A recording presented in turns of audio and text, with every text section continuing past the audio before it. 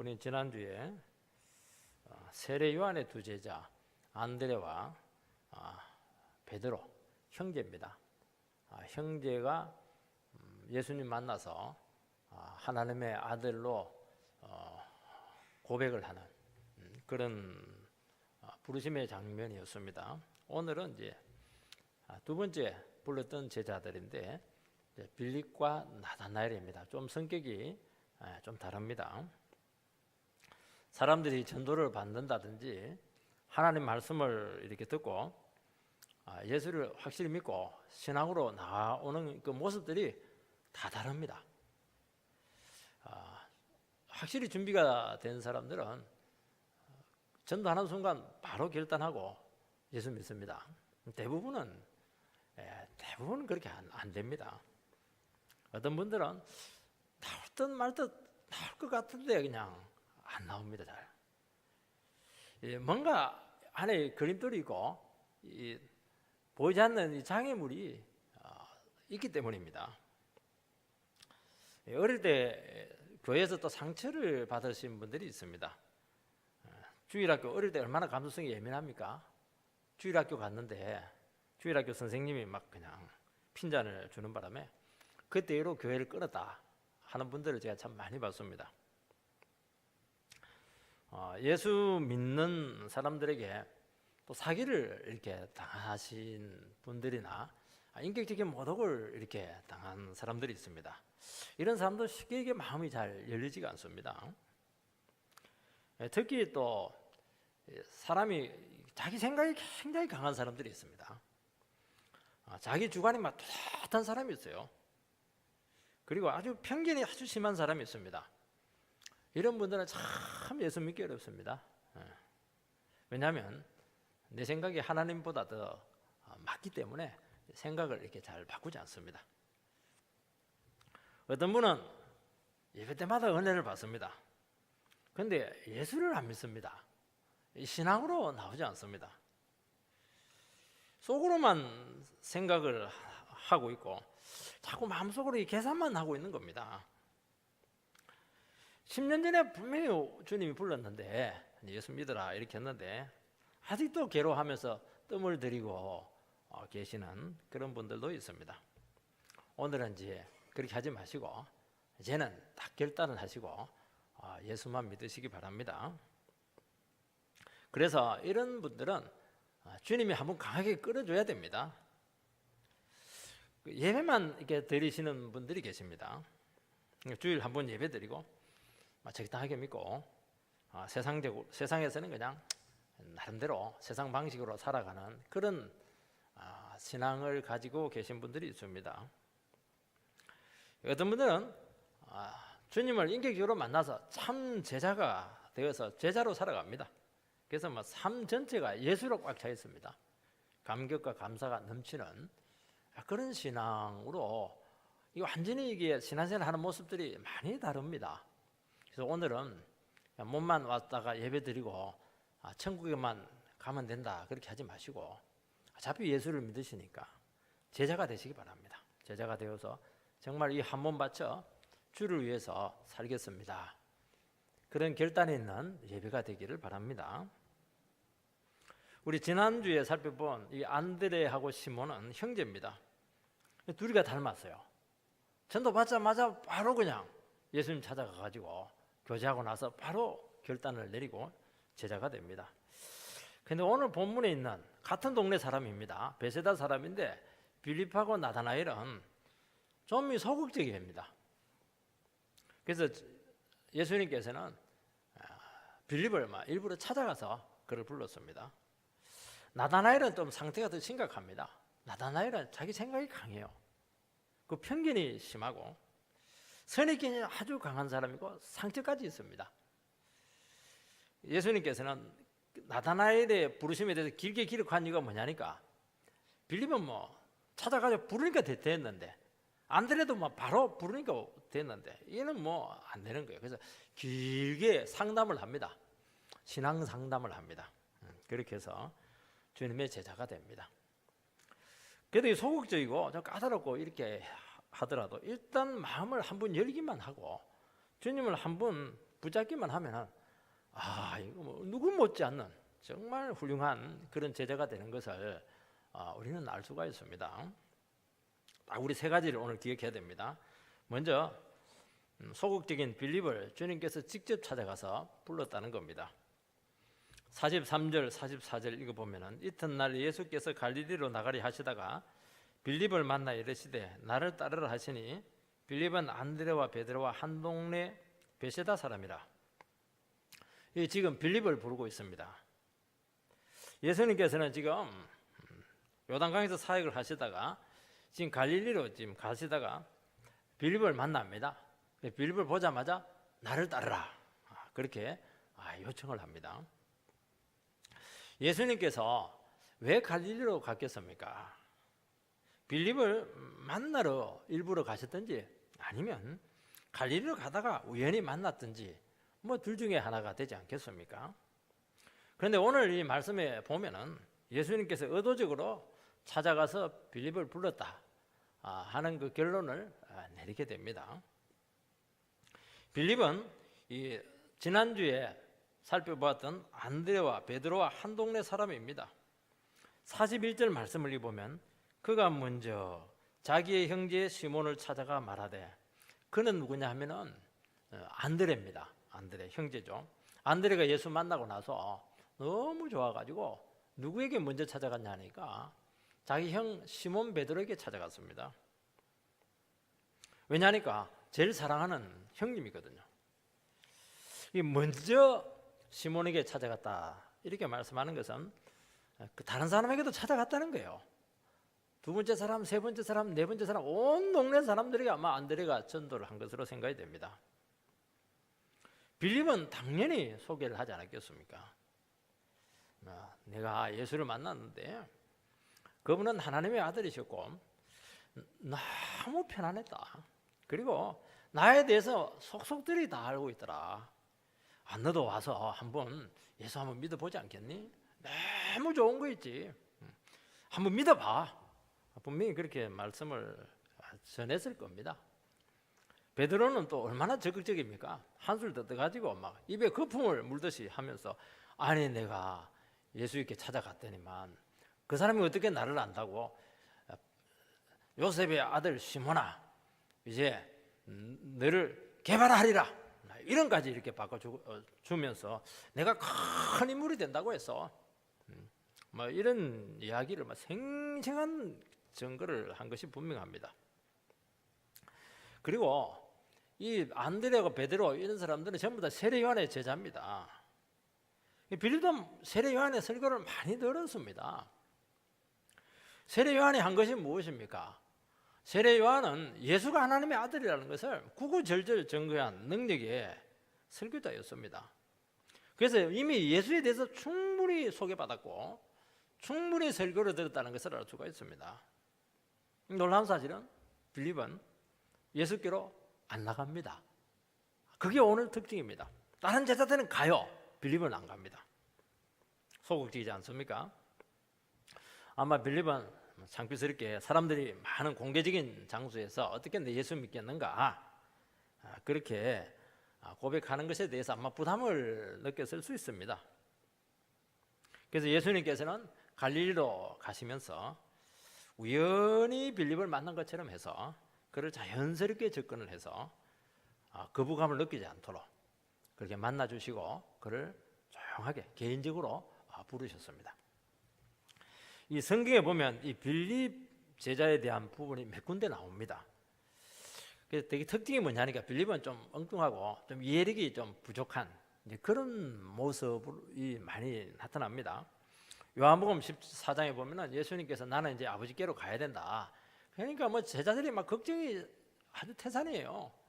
그러면 우리는 어떻게 하냐? 우리 놔두고 어디 가냐고 난리를 짓고 이렇게 했는데 빌립은 엉뚱하게도 예수님 아버지 한번 보여주세요. 아버지한테 자꾸 간다 하는데 아버지 어디 있습니까? 그렇게 요구를 했다가 예수님한테 막 오중을 들었습니다. 지금 다른 제자들은 지금 걱정이 태산인데 전혀 엉뚱한 말을 지금 하고 있는 겁니다. 이게 상황 파악이 좀 늦지 않습니까? 그리고 이 사람은 예수님께서 아버지께로 간다 이렇게 하니까 굉장히 현실적으로 생각한 겁니다. 광주에서 뭐 서울 어디 뭐 종로로 간다든지 굉장히 현실적으로 생각하는 그런 스타일이었죠. 영적인 문제인데 말이죠. 또 이 사람이 등장하는 곳이 어디냐면 오병이어의 기적을 일으킬 때입니다. 예수님께서는 저녁이 되어가지고 남자만 5천 명 되는 그 무리들에게 너희들이 먹을 것을 좀 마련해 주라 이렇게 요구를 합니다. 그때 빌립이 바로 등장해가지고 예수님, 이 사람들 다 먹이려고 하면은 5천 명 여자까지 합치고 어린애까지 합치고 2만 명인데 이들을 먹이려고 하면 200데나리온의 떡이 필요하다고. 200데나리온이 201분의 그 임금입니다. 한 2천만 원 정도 들어간다는 거죠. 계산이 바로 나는 겁니다. 계산이 굉장히 빨라요. 이 사람은 좀 사람들하고 어울리는 것을 좀 별로 좋아하지 않고 자기 생각에 좀 잘 빠지는 그런 스타일이고, 그리고 굉장히 자기 계산에 빠른 아주 실리적인 그런 유형의 사람이라는 것을 우리는 얼마든지 짐작을 해볼 수가 있습니다. 속으로는 생각을 많이 해요. 그런데 행동은 안 합니다. 말씀을 듣고 은혜는 받는데 결단을 내리고 헌신을 잘하지 못하는 그런 스타일이라는 것입니다. 다 알고 있어요. 왜냐하면 생각을 골백 번 했거든요. 속으로 막 계산을 엄청나게 했습니다. 그런데 주저하고 질질 시간을 끌면서 미루는 스타일, 이런 사람이 빌립이다 하는 것을 우리는 얼마든지 추론할 수 있습니다.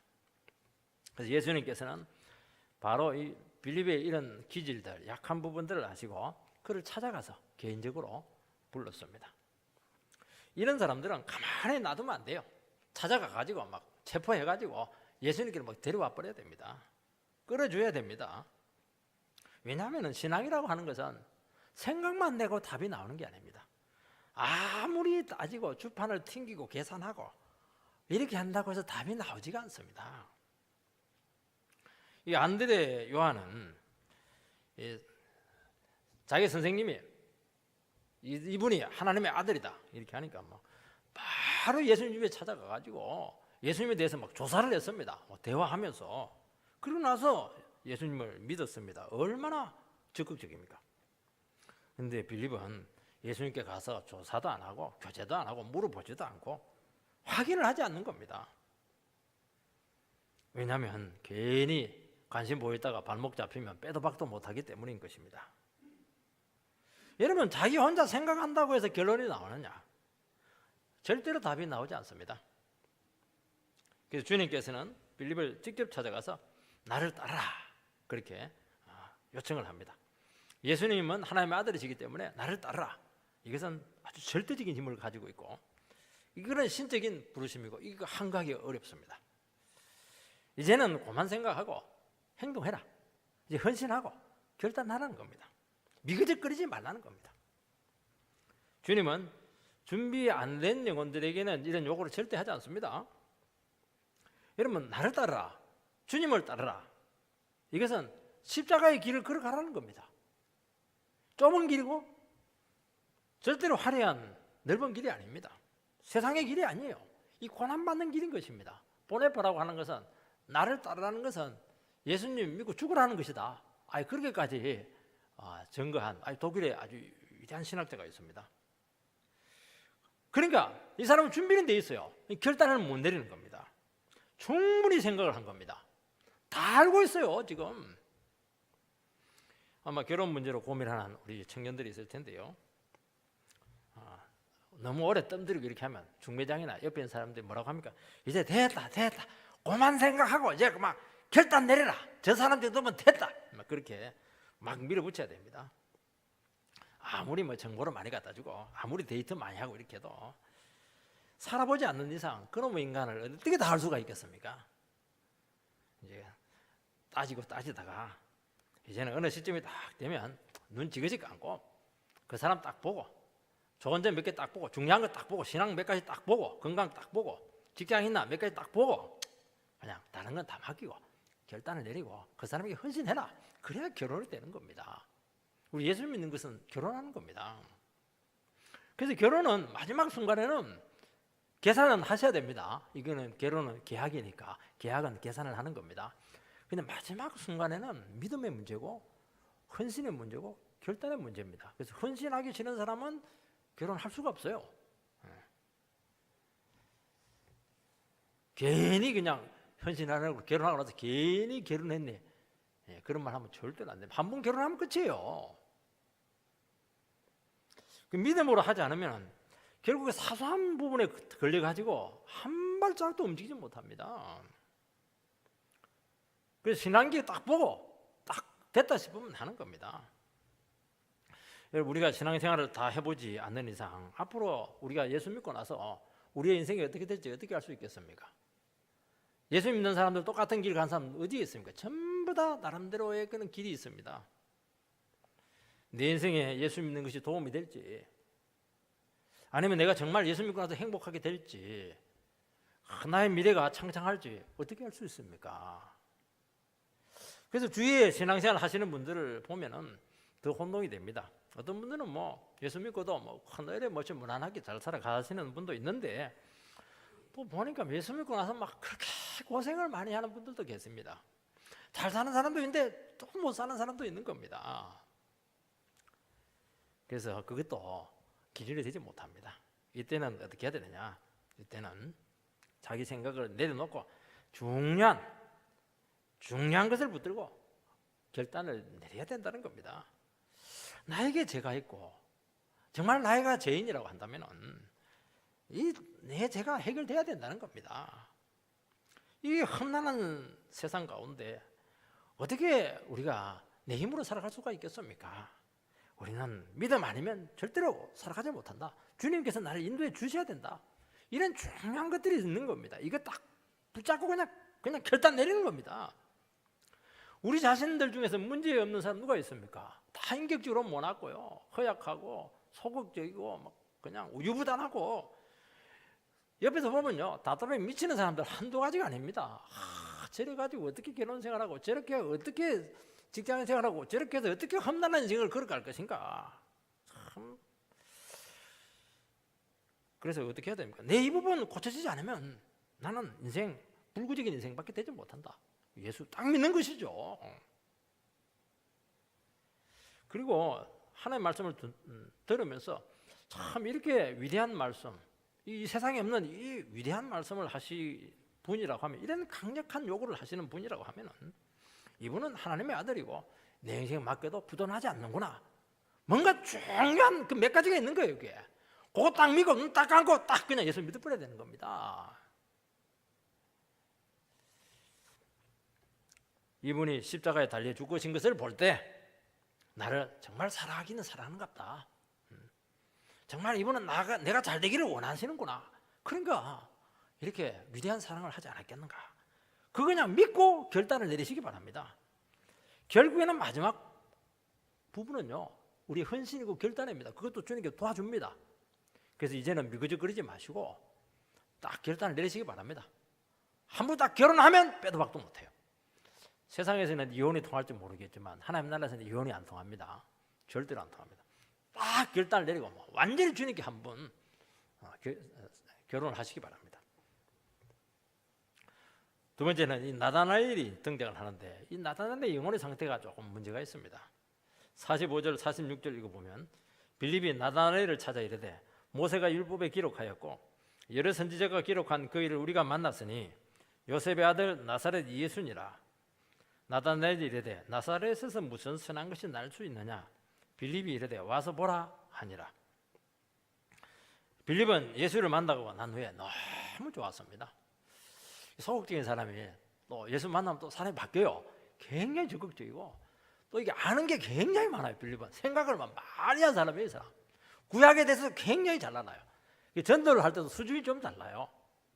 우리같이 좀 무식한 사람들은 그냥 예수 믿는 게 좋다 그렇게 하는데요, 빌 같은 사람들은 딱 성경적으로 딱 전도합니다. 깊이가 다르죠. 벌써 한번 결단하는 것이 힘들어서 그렇지, 이런 사람들은 충분히 준비를 했기 때문에, 생각을 했기 때문에 완전히 달라집니다. 그리고 주님한테 완전히 빠져가지고 목숨 걸고 정인의 삶을 살게 되는 겁니다. 빌립은 예수를 어떻게 소개합니까? 세 가지죠. 이분은 모세가 율법책에 기록한 그분이시다. 두 번째는 선지자가 예언한 그분이다. 이분은 요셉의 아들 나사렛 예수다. 두 가지는 구약에 나타난 겁니다. 구약에 증거된 그분이 바로 육신 입고 오신 나사렛 예수다. 그런 증거를 하는 겁니다. 얼마나 신학적이에요. 얼마나 성경적으로 지금 증거하고 있습니까? 예수 믿는 게 좋더라. 그거 다르지 않습니까? 그 예수를 만났다는 겁니다. 빌립은 구약에 대해서 아주 해박한 지식을 가지고 있었던 것이 분명하고, 그 예수를 인격적으로 만났을 때 구약이 한순간에 탁 뚫리는 것을 알게 됩니다. 여러분요, 똑똑하고 뭔가 좀 배우고 뭔가 인생을 알고 이런 분들도 다 알지 못해요. 뭔가 막히는 부분이 많아요. 살아가다 보면 뭔가 해결 안 되는 그런 많은 문제들이 있어요. 근데 예수를 인격적으로 만나버리면요, 놀라운 사실이 뭐냐니까 막혔던 부분이 다 뚫려버립니다. 사통오달.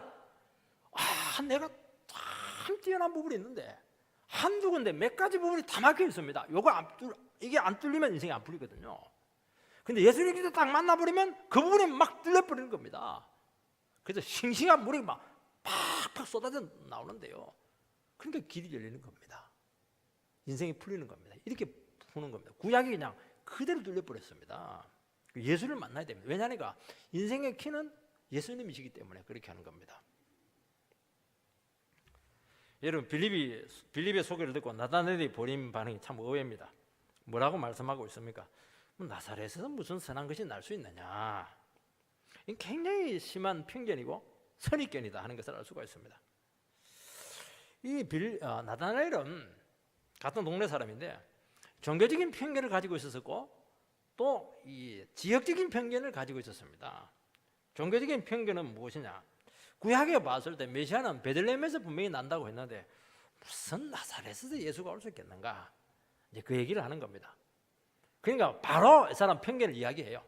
사실은 그 말이 맞죠. 근데 예수님 베들레헴에서 났다가 헤롯의 핍박을 피해서 애굽으로 갔다가 나사렛에서, 왜냐하니까 그 헤롯이 있는 곳에 살면 위험하거든요. 그래서 최대한 멀리 깡촌으로 간 거예요. 깡촌으로. 그냥 사람들이 알아보지 못하는 곳으로 안전을 위해서 그렇게 한 겁니다. 그 깊은 그 속에 신학적인 내용이 있지 않습니까? 하나님의 아들인 예수님께서 이 땅에 오셨을 때 태어나자마자 그냥 죽음의 위험을 겪게 되고요. 그리고 화려한 곳이 아닌 편방에 가가지고 그렇게 어려운 고통을 당했다. 그게 얼마나 은혜가 됩니까? 그걸 모르고 나사렛 말이 안 된다. 구약에는 베들레헴이나 돼 있다. 딱 배척을 하는 겁니다. 그러니까 뭐 건수만 잡으면 다 물고 늘어진다는 겁니다. 지역적으로 이 나사렛이라고 하는 곳은 이 판자촌이죠. 깡촌입니다. 깡촌. 정말 가난하고 질이 좋지 않는 그런 동네입니다. 나다나엘은 편견을 가지고 있었습니다. 나다나엘은 예수님을 소개할 만한 사람이 되지 못합니다. 굉장히 비판적이고 굉장히 냉소적이고 딱 하나 몇 군데 걸리면 막 그냥 주장을 해버리고 그냥 딱 묵살을 내는 편견이 심하고, 그러면서 자기 확신은 강하고 고집은 굉장히 센 그런 인물입니다. 내 생각과 다르면 막 틱틱거리고 막 그렇게 한다는 겁니다. 확인이 안 되면 절대로 안 믿고 아무리 설득을 하려고 해도 좀처럼 설득이 안 되는 그런 부류들이 아마 나다나엘 형이라고 할 수가 있습니다. 그런데 마음은 좀 착해요. 그리고 참 순수한 그런 스타일입니다. 간사하지 않다. 예수님께서는 그렇게 평가 내리지 않았습니까? 근데 유독 예수에 대해서만 그의 얘기만 나오면 그냥 비판적이고 그냥 그렇게 적대적인 그런 태도를 보이시는 분들이 있습니다. 인간적으로 보면 너무 좋아요. 참 법 없이도 살 사람이고 도덕적이고 정말 나무랄 데 없는 훌륭한 인물입니다. 그리고 남몰래 또 구제도 많이 하고 선행도 많이 하고 좋은 일을 많이 합니다. 근데 예수만 믿으면 되는데 예수만 안 믿습니다. 교회만 가면 참 완벽한 신랑인데 교회를 안 가요. 교회를 뭐 자기 일 잘하죠. 능력 있죠. 또 사람이 괜찮아요. 훌륭해요. 빈틈이 없어요. 여러분, 비판적인 사람들이요 굉장히 똑똑한 사람들입니다. 뭘 아니까 비판을 하는 겁니다. 근데 하나님을 이렇게 안 믿는 겁니다. 이게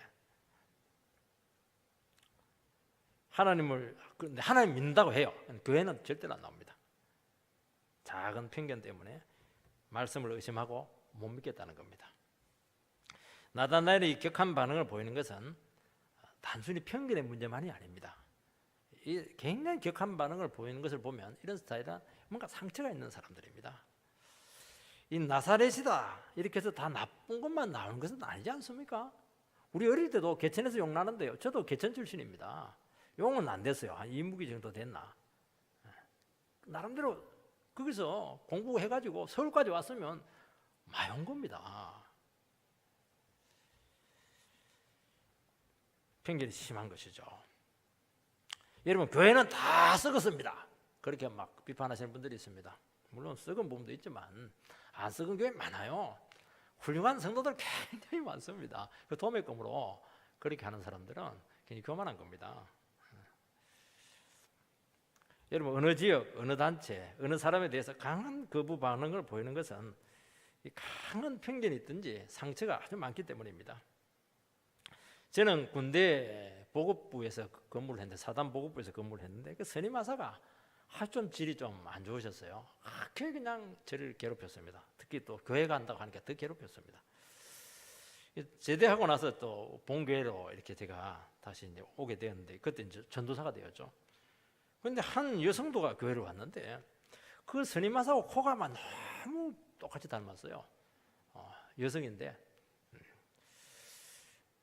그래서 순간적으로 막 그 여성은 내가 아는 것도 아닌데 막 굉장히 미워지고, 왜 왔나? 뭐 거부 반응이 생기고, 막 그냥 그것을 막 경험했어요. 그걸 보면서 내가 아직도 이 군대의 그 상처가 남아 있구나 하는 것을 알게 되었습니다.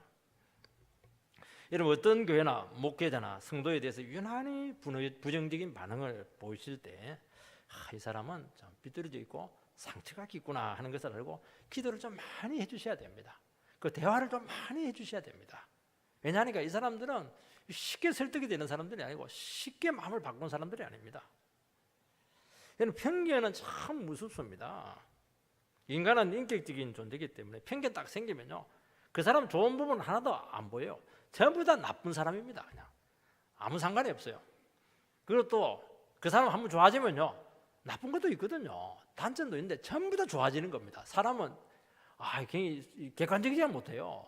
논리적이지 않습니다. 굉장히 그 감정적인 부분들이 많습니다. 중립적이지 않습니다. 그렇게 되다 보니까 주님과의 관계에서도 별것 아닌 것을 가지고 굉장히 많은 걸림돌을 가지고 있는 것을 알 수가 있습니다. 여러분, 교회에서 믿음 생활을 하다가 상처를 받으신 분들 같은 경우에는 교회는 나옵니다. 지옥 가면 안 되니까요. 교회만 나오는 거예요. 깊이 들어오질 않아요. 이게 그냥 겉으로만 빙빙 도는 거. 도망은 또 안 가요. 헌금 생활 다 합니다. 신앙이 안 자라는 거예요. 이게 걸림돌이 있어가지고. 왜냐하니까 깊이 들어갔다가 또 상처받을 가능성이 많기 때문인 것입니다. 싫은 거예요, 그게. 그래서 절대로 속마음을 열지 않습니다. 그리고 막 팔짱 끼고 혼자 생각은 다 해요. 혼자 생각은 판단은 다 했는데 자기는 안 엽니다. 여러분, 신앙은 남 수색하는 게 아닙니다. 자기를 자꾸 열어야 돼요.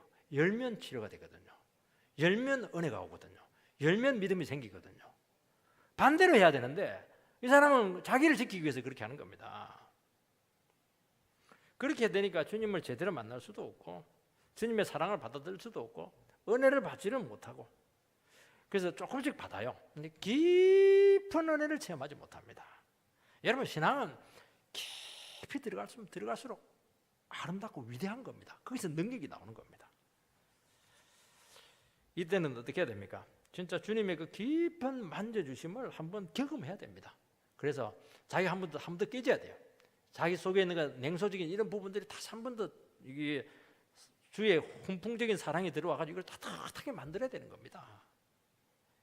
그래서 자기 자신을 있는 모습 그대로 한번 받아들여지는 경험을 해야 되고, 내가 참 소중한 사람이구나 하는 이것을 한번 되찾아야 되는 겁니다. 그래서 교회가 참 중요해요. 왜냐하니까 교회가 냉소적이고 비판적이고 별것 아닌 가지고 판단하고 이렇게 하면요, 이 사람들은 절대 견디지 못해요. 교회가 참 사람의 중심을 보고. 그러니까 나다나엘 같은 사람은 겉으로 보면요 굉장히 거친 사람입니다. 그리고 틱틱거리고 이렇게 하니까 누가 좋아하겠습니까? 안 좋아하니까. 예수님은 그거 하나도 안 봐요. 너는 정말 간사함이 없다. 너가 말이야 참 이스라엘 사람이다. 딱 중심을 보고 딱 하니까 마음이 확 열리는 거예요. 이게. 여러분 교회는요 그 모습 갖고 사람 판단하면 안 됩니다. 뭐 잘 사니 못 사니 뭐 그냥 학벌이었더니 인물이었더니 절대로 그렇게 하면 안 되고, 어떤 사람들은 좀 이렇게 좀 눈에 좀 도드라진 부분도 있어요. 근데 가만히 보면요 참 중심이요 주님 사랑하는 마음이 있기 때문에 그렇게 하는 거거든요. 뭔가 중심이 있는 거예요. 이게 영혼을 사랑하는 마음이 과도하다 보니까 그런 현상이 나타나는 겁니다. 그걸 용납을 못 해주고 막 지만 잘난 체하니 이렇게 하니까 또 상처받고 가고 또 다른 교회 가도 적응을 못 하는 겁니다. 절대로 그렇게 되면 안 되는 겁니다. 기도해주고 부족한 부분을 감싸주고 품어줘야 돼요. 그러면 자기도 모르는 사이에 싹 치료가 됩니다. 이런 사람들 원래 똑똑하고 원래 열심히 있기 때문에요 한 번 딱 중심만 잡히면요 정말 위대하게 쓰입니다. 도리어 얌전한 그런 분들보다도요 빼딱한 사람들이 한번 딱 중심 잡으면요 겁납니다. 겁나. 주를 위해서 사는데요. 그래서 여러분들이 좀 문제를 넓게 봐야 된다는 것을 꼭 기억하시기 바랍니다. 세 번째는 주님께서 나다나엘을 철저히 받으셨습니다. 편견이 심한 나다나엘에게 빌립은 뭐라고 했습니까? 와서 봐라. 내키지는 않았지만 친구가 워낙 강건을 하니까 나옵니다. 여러분 와서 보면 달라요. 기독교는 만남의 종교입니다. 혼자 생각하는 종교가 아닙니다. 교회에 와서 보면 달라요. 그 성도 만나보면 달라요. 기독교는 만남의 인격적인 만남의 종교다는 것을 기억하시기 바랍니다. 지금 나다나엘이 고통스러워하고 힘들어하는 이유는 진짜를 못 만나서 그런 겁니다. 가짜한테 너무 많이 속았거든요. 진짜를 한번 만나라는 겁니다. 진짜 교회를 만나고 진짜 설교를 제대로 한번 들어보고 그렇게 해라는 거예요. 이게. 여러분 기독교에 대해서 유난히 반대하는 사람이 의외로 주님의 도움이 필요한 경우가 많다 하는 것을 기억하시기 바랍니다. 전도를 하는데 유난히 반대하는 사람이요 실제로는 전도 받고 싶은 겁니다. 뒤집어서 이야기하면 도리어요 물에 물 탄 듯 술에 술 탄 듯 반응을 제대로 한 사람들이 도리어 왜 문제의식이 없으니까요. 이 사람들은 이런 강한 부정은 강한 긍정이라고 하지 않습니까? 나는 절대로 결혼하지 않겠다. 그거는 뒤집어서 이야기하면 너무 결혼하고 싶습니다 하는 것과 똑같은 겁니다. 저런 남자는 내 트럭으로 몇 트럭 싣고 와도 내가 결혼 안 한다. 진짜 그렇게 말한 자매가 있었는데 나중 바로 그 형제랑 결혼해가지고 지금 얼마나 잘 살고 목회를 잘하는지 몰라요. 목회자입니다. 그분이. 저런 답답한 남자는 내가 절대로 결혼 안 한다 이렇게 했는데 아니 그 남자가 결혼하십시오 이렇게 해주세요 하니까 또 뭐 결혼했는데 막 너무 위대해요. 그 부부가 너무 잘 살아요. 사람은 다른 거예요. 이게 속마음하고 그렇다고 다른 겁니다. 지금 나다나엘에게 디디거리고 이렇게 하는 이유는 뭐냐니까 자존심이 남아있어서 그렇게 하는 겁니다. 속으로는 나 치료받고 싶고 사랑받고 싶고 인정받고 싶은 겁니다. 47절 말씀을 보면 예수께서 나다나엘이 자기에게 오는 것을 보시고 그를 가리켜 이르시되 보라 이는 참으로 이스라엘 사람이라 그 속에 간사한 것이 없도다. 예수님께서 나다나엘이 딱 나오는 것을 볼 때 뭐 인상이 어떻겠어요? 뭐 험악했겠죠. 희망을 느끼러 뭐 이렇게 나왔을 텐데 딱 보는 순간 보라 감탄을 해요. 세상에 이 세상에 어떻게 이런 사람이 다 있는가 이렇게 하면서요. 너는 참 이스라엘 사람이구나. 네 속에 간사한 것이 없구나. 너는 최고 중에 최고다. 막 극찬을 아끼지 않습니다. 비판이나 편협한 기질들 전혀 문제 안 삼습니다. 그의 중심을 아시고 인정을 해주신 겁니다. 그러니까 주님이시죠. 우리 같으면 막 인상 걸고 오면요 자기도 그냥 가라 네 같으면 내 상대 안 한다. 천국은 네 없어도 충분하다. 그렇게 할 텐데 그렇지 않아요. 그를 너무 잘하시고 그를 받으시고 그에 대한 미래를 주님께서는 아셨다는 것을 알 수가 있습니다. 주님은 편견이 있고 상처가 많고 거부감으로 고통받는 우리를 비판하지 않습니다. 심리적으로 분석하지 않아요. 그 안에 있는 긍정적이고 그 본질적인 부분, 정말 그 안에 있는 그 정말 순수한 부분, 이 부분을 반드시 아시고 인정을 해주신다는 겁니다. 나다나엘 네가 얼마나 진실하게 살리겠는데 내가 알고 있다. 네가 얼마나 정직한 사람인가 하는 것을 내가 알고 있다. 그걸 확인해 주는 겁니다. 아픔이 많고 상처가 깊은 사람은 마음이 착한 사람들입니다. 그리고 바르게 살려고 하는 사람들입니다. 정말 못되고 야비한 사람들은요, 정말 그렇게 살려고 하니까 상처를 많이 받는 겁니다. 왜? 현실은 험하거든요. 비뚤어져 있고 강한 자들이 다 차지하게 되기 때문에 착하고 양보하고 이런 사람들은요, 순수한 사람들은 당하게 돼 있는 거예요. 밥입니다, 밥. 그러니까 얼마나 고통스러운 겁니까? 세상에 대한 마음을 딱 닫고 있는 것이지 않습니까? 제대로 살려고 하는데 안 되는 겁니다, 이게. 바르게 살고 싶은데 옆에서 놔두지를 않는 겁니다. 사기치고 이렇게 해버리니까 안 되는 겁니다. 정말 야비하고 못된 인간은요, 상처도 없어요. 잘 먹고 잘 삽니다. 지옥으로 갑니다. 여러분, 간사하다 이렇게 하면은 구약에 누가 생각나냐 하면은 야곱 생각나지 않습니까? 겉과 속이 다른 사람, 사기치는 사람, 남의 그 등쳐먹고 사는 사람, 이게 이제 야곱의 인생의 모습입니다. 야곱이 하나님 만나고 나서 이 환도배 부러지고 나서 어떻게 합니까? 이스라엘 이름이 바뀌는 겁니다. 야곱이 변하여 이스라엘이 된 겁니다. 그 이스라엘이 이스라엘의 국호가 됩니다. 이스라엘은 뭐냐? 하나님과 겨루어 쓰겠다는 겁니다. 야곱이 얼마나 강한 사람인지 그냥 목숨 걸고 하나님과 싸웠어요. 절대로 항복 안 해요. 근데 환도배 탁 부러지고 나서 이제 항복, 하나님 잘못했습니다. 졌습니다. 저에게 축복해 주세요. 그 축복해 달라는 게 뭐냐니까 졌다는 거예요. 이게. 하나님 나 축복 안 해주면 이제 못 사는 겁니다. 왜냐니까 이제 다리를 저니까 어떻게 살겠어요? 불구자는 못 사는 거예요. 그 이름이 이스라엘입니다. 얼마나 위대한 이름입니까? 하나님이 딱 항복하니까 하나님 뭐라고 하니까 네가 나를 이겼다. 우리는 어떻게 하나님 이깁니까? 하나님하고 맞상대하고 뭐 안 됩니다. 피떡이 될 겁니다. 근데 하나님 앞에 딱 항복하면 하나님이 져줍니다. 하나님 이 문제 어떻게 하죠? 알았다, 내가 다 해줄게, 다 해줄게. 하나님 이거 어떻게 하죠? 알았다, 내가 다 해줄게. 하나님 못 해줘서 난리예요. 그 비밀이 세상에 어느 민족이 그 비밀을 가지고 있습니까? 이스라엘 외에는 그 비밀이 없는 거예요.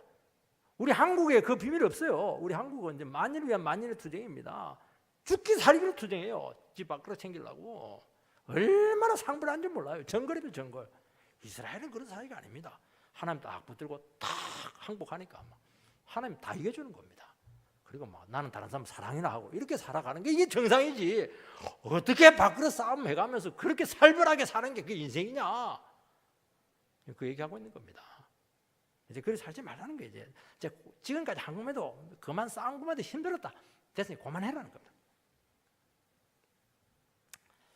나단에는 참 순수했습니다. 죄인이지만 주님 앞에서 율법대로 살려고 했고 자기 자신의 모습을 이게 숨기지 않아요.